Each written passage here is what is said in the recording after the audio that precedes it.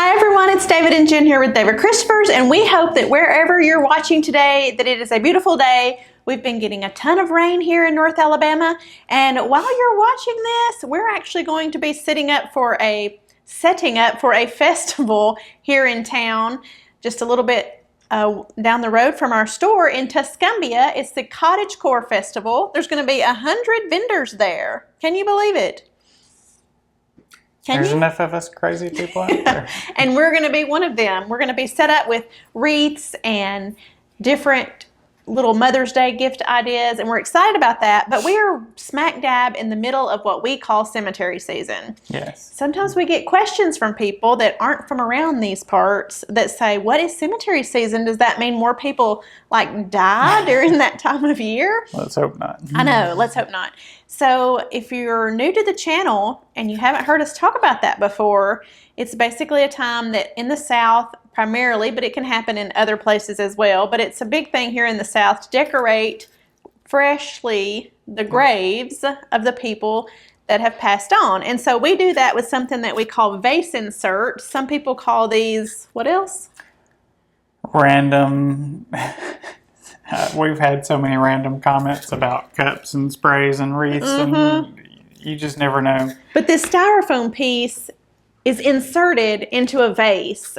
So we actually brought one of the, yeah. This is a marble monument vase that has a hole in it, so you could put something real in it, but a lot of people in our area use the styrofoam that goes down in it, and you can shave it down a little bit, but we use one like this just for putting them together, and it's a good visual to be able to see that, like, this is something that actually came off of a grave at some point, or was one that was meant for a grave.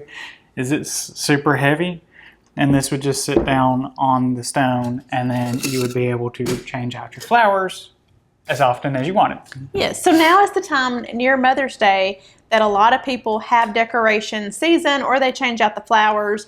We do this year round. We make fall arrangements, we make Christmas arrangements, we make things for Father's Day. We don't want to forget the fathers, but this is kind of premier time, big time to do this. In our area. Yeah, in our area. It's a big thing.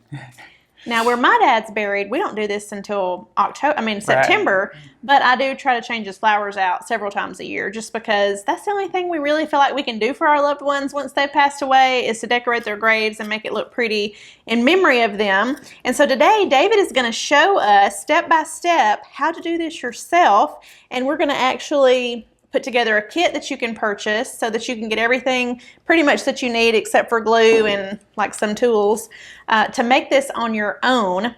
And we also sell these already made up. You can go to our website and check out everything that we have listed, and we will ship those to you, or if you're local, you can pick them up here at the store. Yeah. It's a little bit less expensive to pick them up locally because they are large and difficult to ship.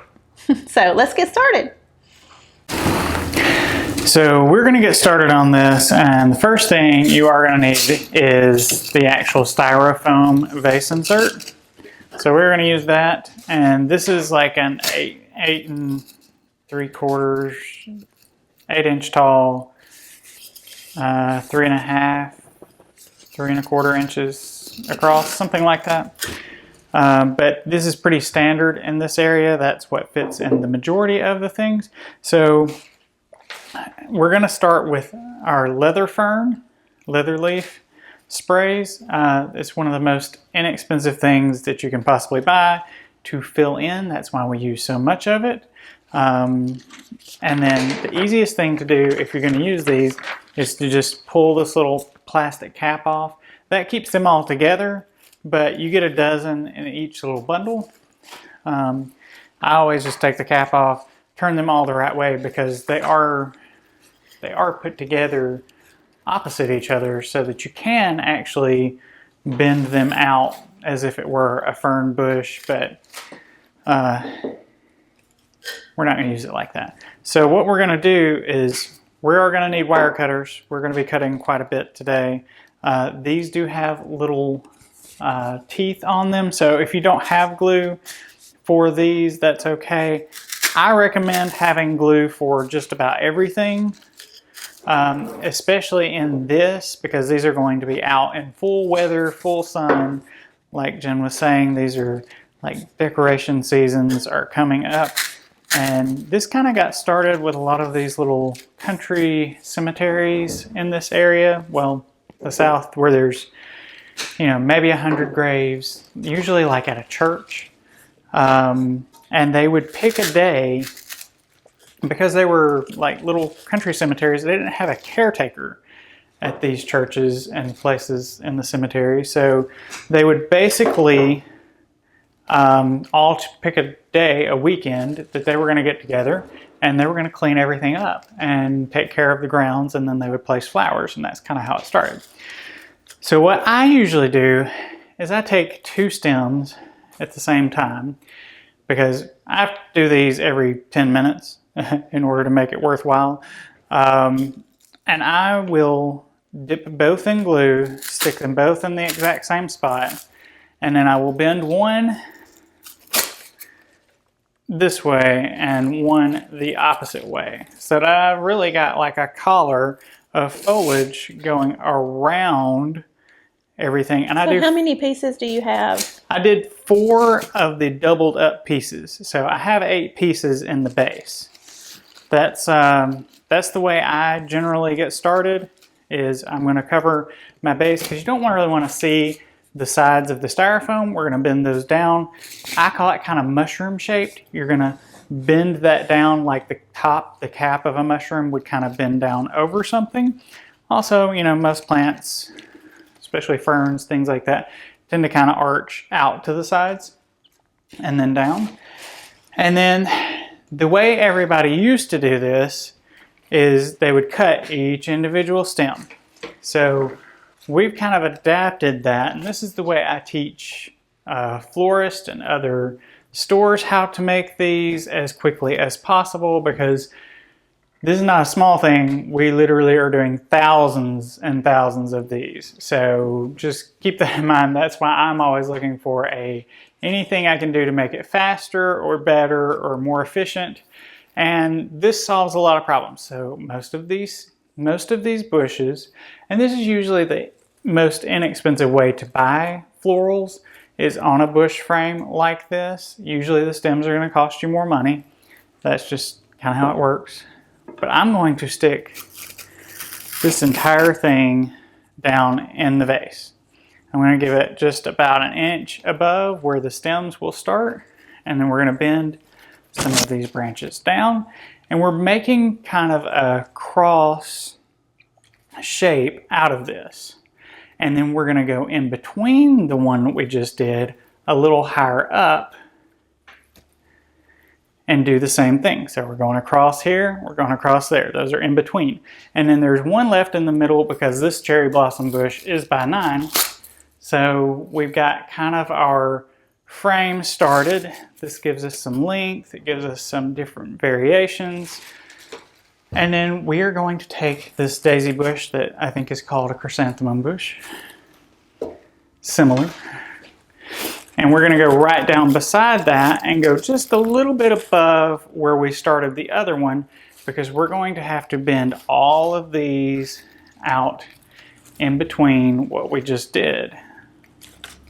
And this is where you get a little more where you feel like it should go. We really want to go in between most of the green pieces we just played out, and then spread out, and then we want to just give that a nice open space. So we're just going in between everything. But that saves me a lot of time if I have to cut each individual stem. And then a lot of people will steel pick it or wood pick it, and we won't explain steel picks. It's a machine you can add a little steel piece that makes it go into the styrofoam easier. And keep your Band-Aids nearby. Yes, you will cut yourself very easily. Not even know it. You walk home and start bleeding.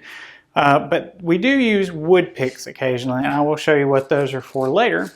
But this is a point at which we're going to start using some of our larger flowers. And what we're going to do is we're going to use our hydrangeas, but we are going to use these individually. Because these have a pretty tall stem on them already. I don't necessarily have to use the entire bush. And because there's only 5 stems, it doesn't really make a ton of sense for me to start trying to cut it all apart. I mean, to not cut it apart because it's only 5. If it were quite a few, I might reevaluate a bit. And I'm sure some people are going to be asking you about the glue that you're using. You can use any kind of hot melt glue. It's not got to be super specific. You can even buy glue sticks, and I just use them in this electric skillet because it's easier that I can just touch and go instead of trying to like hot glue each individual stem, and then I drip glue down, and that's just a mess. So you can also get a mini electric skillet if you're not going to need. I'll get that for you if you need to. If you're not going to need to be doing this like we are, you don't need a huge glue pan. Right. Those little mini ones are great. You can melt your glue sticks in those. And a lot of florists use those. Mm-hmm. If you don't do a ton of artificial florals, you may want one of those, but we go through so many. I have a full-sized electric skillet, but I'll kind of give you an idea of what we're doing here. Is we're just gonna dip these in glue, and we want to fill in these gaps. Like anywhere where you have a large space, like here. Now that we've gotten everything in, we've got a couple of hydrangeas up a little higher. We've got 3 more to the lower side. We can really just go in and start filling in any of these gaps that we really have. And then when we want something to be taller, because I cut these and I might want this just a little bit taller, that's where the wood picks come in handy, or if you happen to cut it too short. So let's say that this is only this length and it's going to be way down low and I want it to be taller. We're going to take this wood pick and go about halfway up the stem on this, and it's got a little copper wire attached to it. Really all you have to do is tightly spin that, and you'll get used to just like rotating it around, but that will stay more than you can imagine. Like you always think there's no way that's going to stay, but literally is going to stay on there. These are great things if you need something to extend a stem for you. So why would a person want to wrap that with floral tape versus not? Because I noticed you didn't wrap any floral tape on that. I usually wrap them in floral tape if they're going to be visible.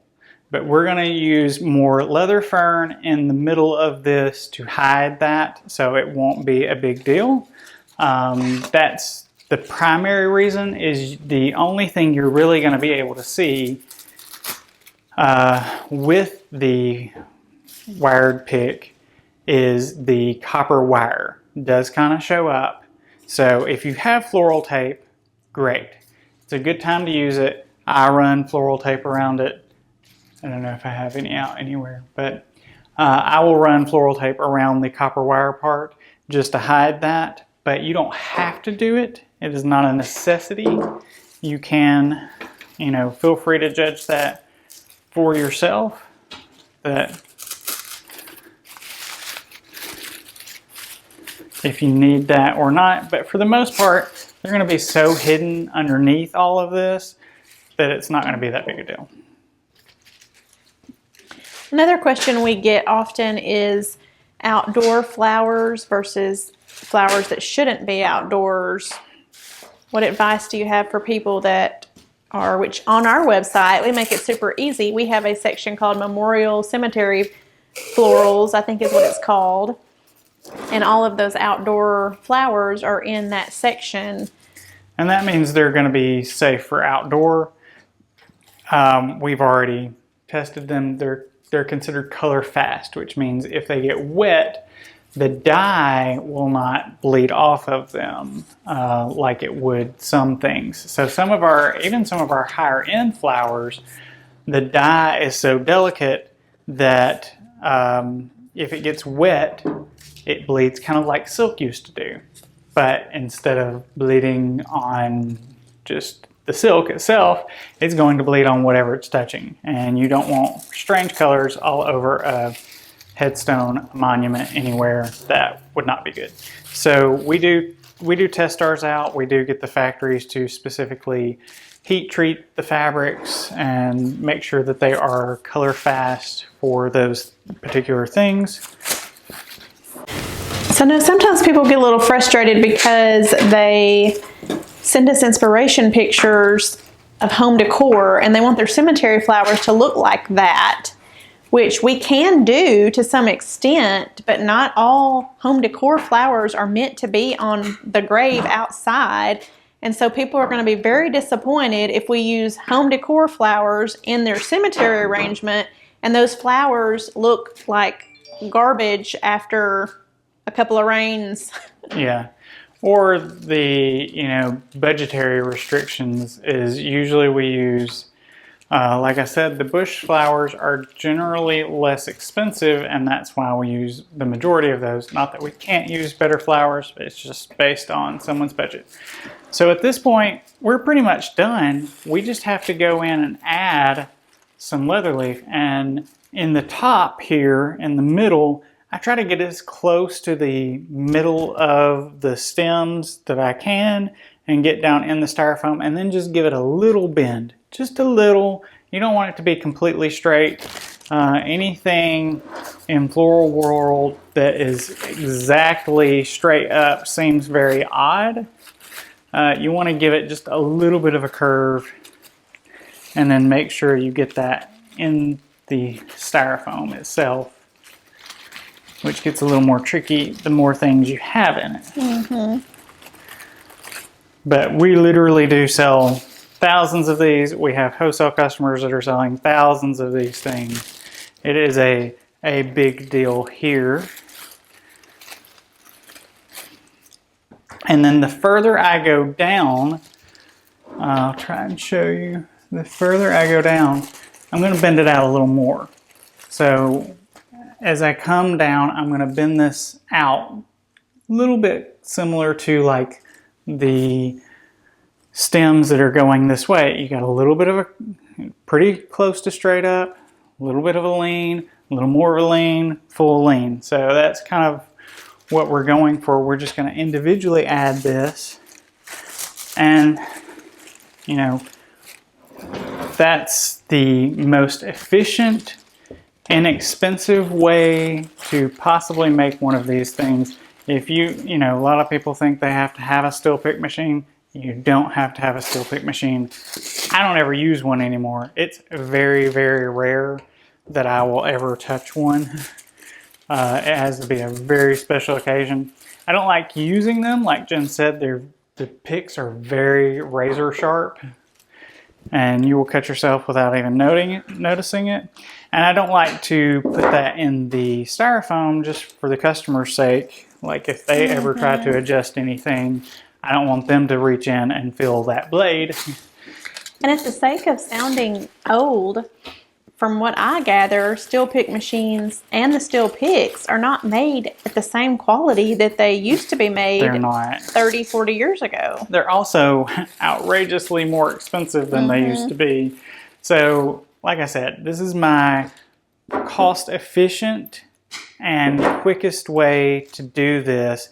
Is you do need a little bit of glue, but for the most part, if you've got a few wood picks, especially if you buy something shorter, if you buy a bush that is shorter, you are probably going to need some wood picks. Now, we very often stick the entire bush in, even when it's shorter, just to give us some more height, because that frame that I'm cutting off gives me a good 5 to 6 inches on raising those up.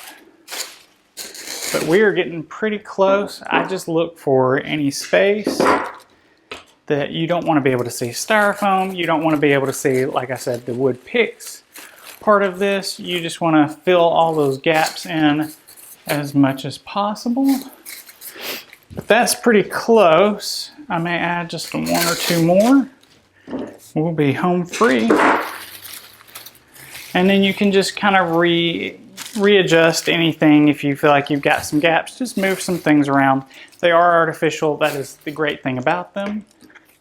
And then I kind of look at the sides down here at the bottom, make sure I can't see, you know, any styrofoam there. And then we are done. So that is quick, easy 101 vase insert.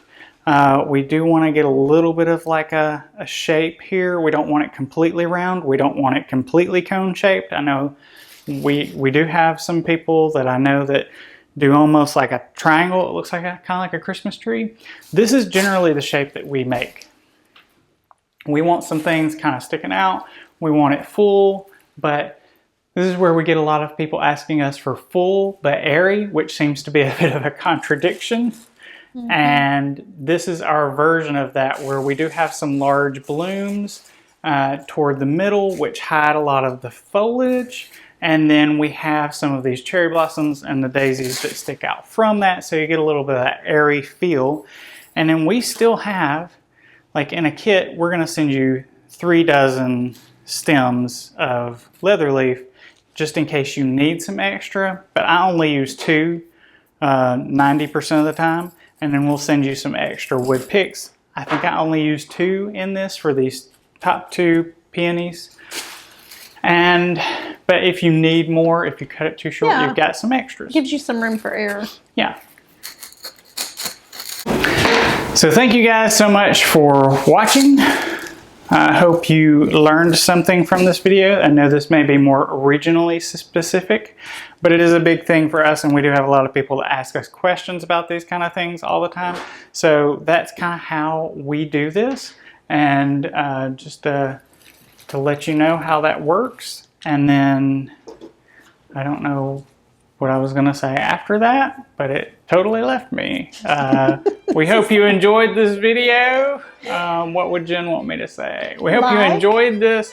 Like the video. I guess if you like it, like it. If you don't like it, you can still like it. It doesn't matter to me. Subscribe to our channel so you see more videos. We will try to bring you other things other than just this. There are a lot of different variations of a lot of different styles and trends on our channel.